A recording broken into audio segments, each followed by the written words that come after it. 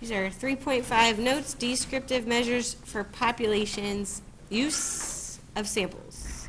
So we talked about the goal was to calculate the measures of center for populations and also to distinguish the difference between the use for measures of center for a sample versus a population. So, as it goes back to Unit 1, we could take a census or we could find information from an entire population, but we don't often do that. Why not?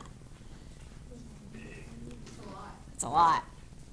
Inefficient, a lot of money, a lot of time to take a census, especially when you're talking about a large population, which oftentimes we are.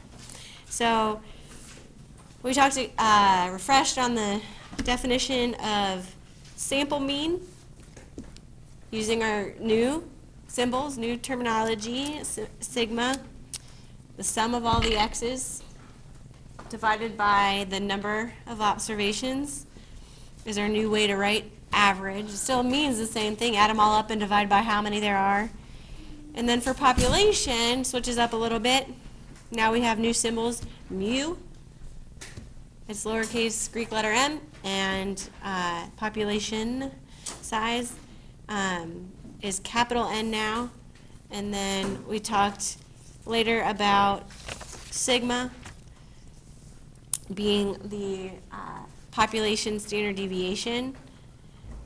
Just a slight change from the sample standard deviation where we're dividing by capital N the number of observations in the whole population versus the n minus 1.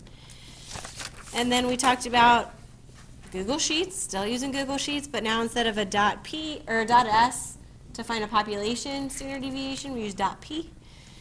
And there's a calculation that you can use for that to do it by hand, but we just rely on that Google Sheets. It makes it efficient. Parameter versus statistic is the next thing that we're going to talk about. So a parameter is a descriptive measure for a population, whereas a statistic is a descriptive measure for a sample. Note, mu and sigma are parameters, right? They're measures for a population, while x bar and s are statistics. This is different from the statistics, the definition that we gave at the beginning of the year, statistics. The broad umbrella term is, does anybody remember? Definition of statistics?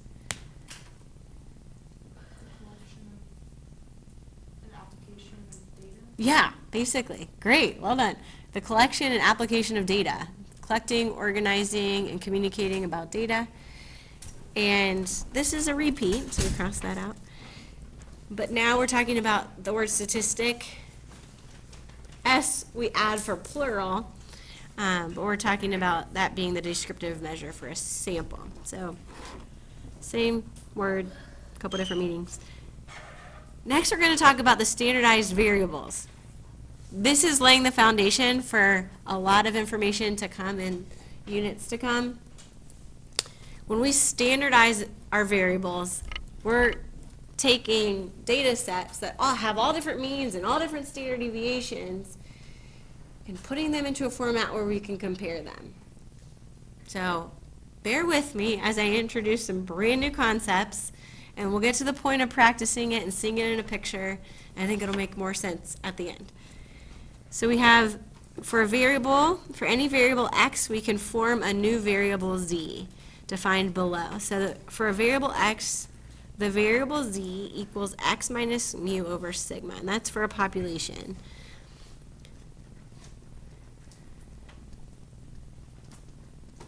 And then if we're talking about a sample, we would just trade out z equals x minus x bar over s.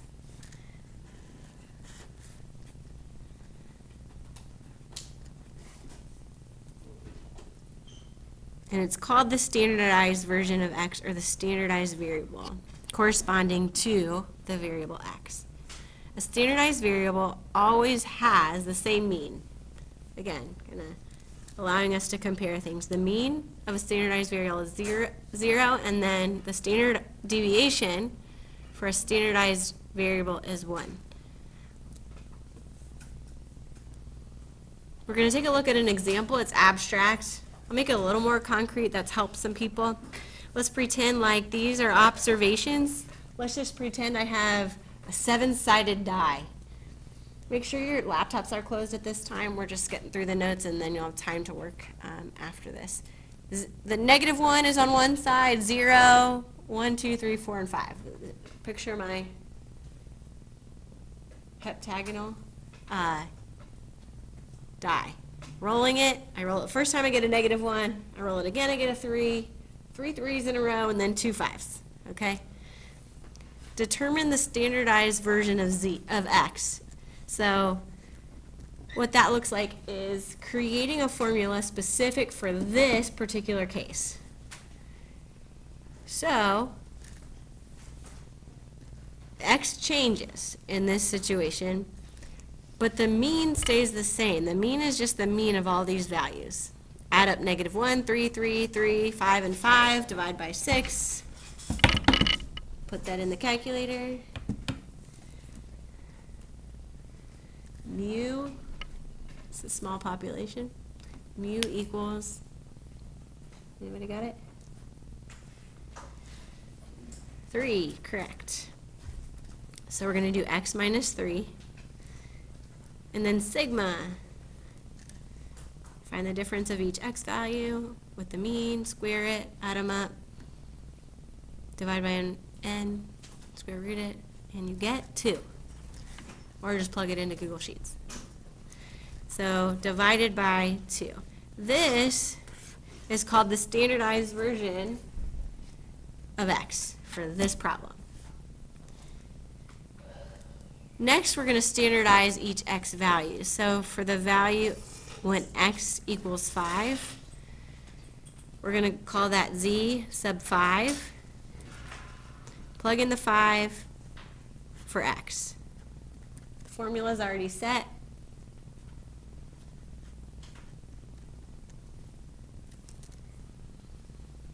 So the Z-score for a value of 5 from these X values gives me is 1. Okay, we're going to do it again with the others. I'm just going to, that's what's on the other side. Let's do for -1, Z sub -1. So here I'm going to plug in -1 for X, subtract 3, divide by 2. So that's -4 divided by 2, which is -2.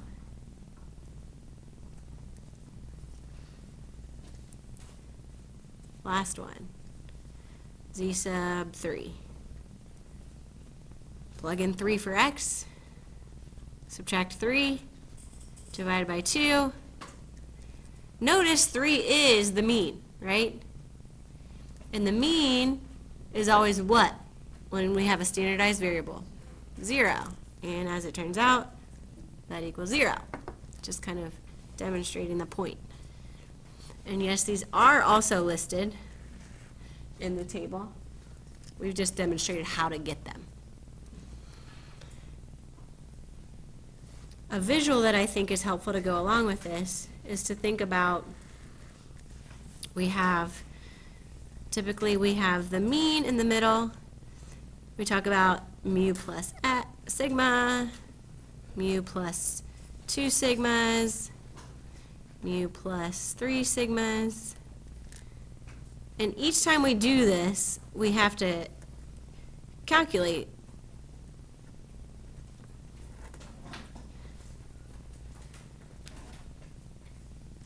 each one of these values. When we standardize the variable, it just becomes for any data set, 0 in the middle. Sigma is 1 now. So it's 1, 2, 3, -1, -2, -3. And the same empirical rule applies as long as the data is relatively normally distributed. 68% within 1 standard deviation. What's 2 standard deviations away? 95%. And then 3 standard deviations is 99.7, right? So it applies to both as long as they're relatively normally distributed. This just makes things more simple and actually allows us to calculate some percentages outside of just 1 standard deviation, 2 standard deviations, and 3 standard deviations. More on that to come. We did that part on the front. The next question says, find the mean and standard deviation of z using 311 and 312. So, find the mean of these values. So add up -2, 0, 0, 0, and 1 and 1. Try it in your calculator, see what happens.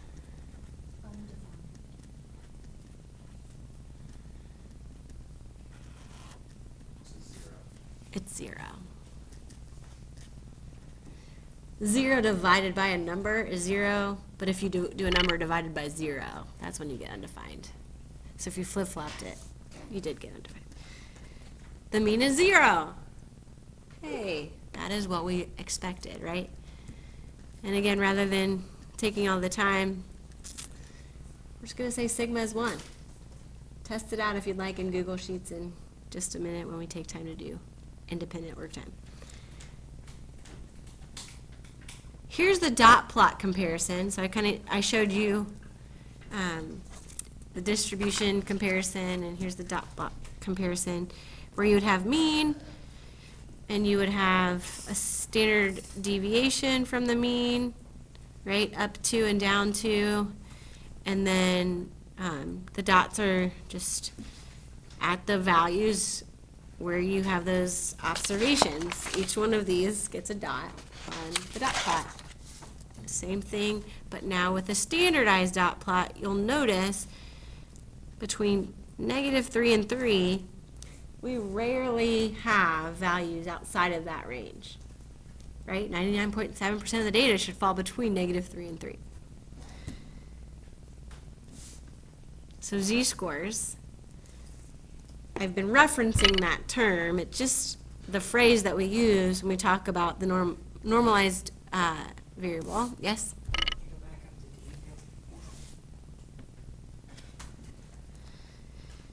A blank z-score indicates the observation is below or less than the mean.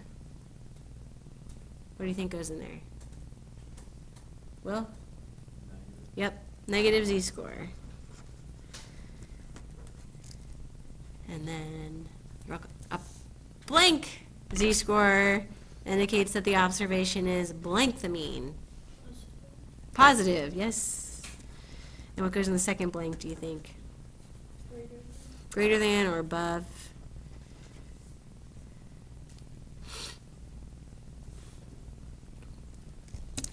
And we're going to finish up here with an example relating back to the U.S. women's soccer team. Are you going to volunteer to read that one for me? Thanks.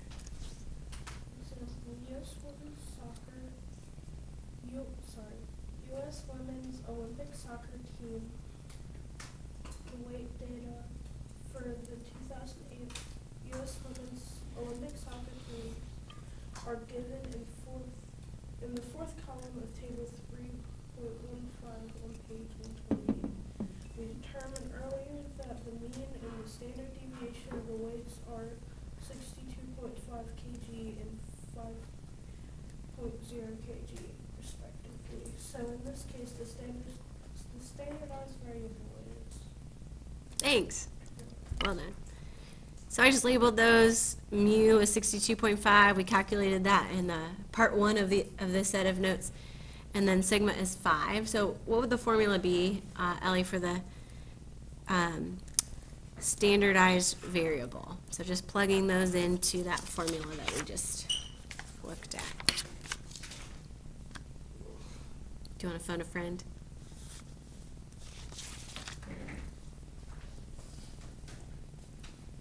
Z equals X minus odd symbol. Right, and it's mu. Mu over X minus 6 x minus 62.5 over sigma, and we know sigma is what in this problem? 5. Right, that was in the last sentence of the question. So this is the standardized variable for this situation. And then we're going to go ahead and find the actual z-score for Heather Mitt's weight by plugging in 54 for x. So, z,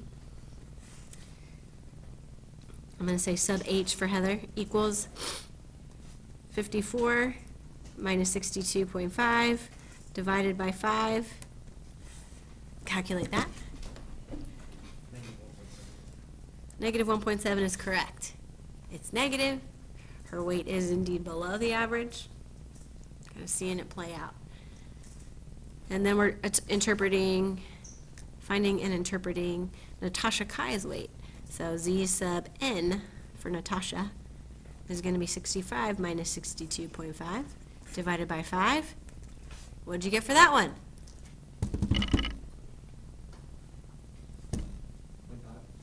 0.5. It's positive, it's above the mean, and we can see that just by looking. 65 is greater than 62.5.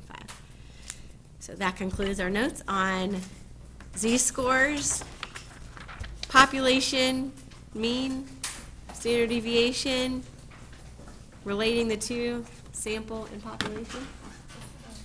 3.5, last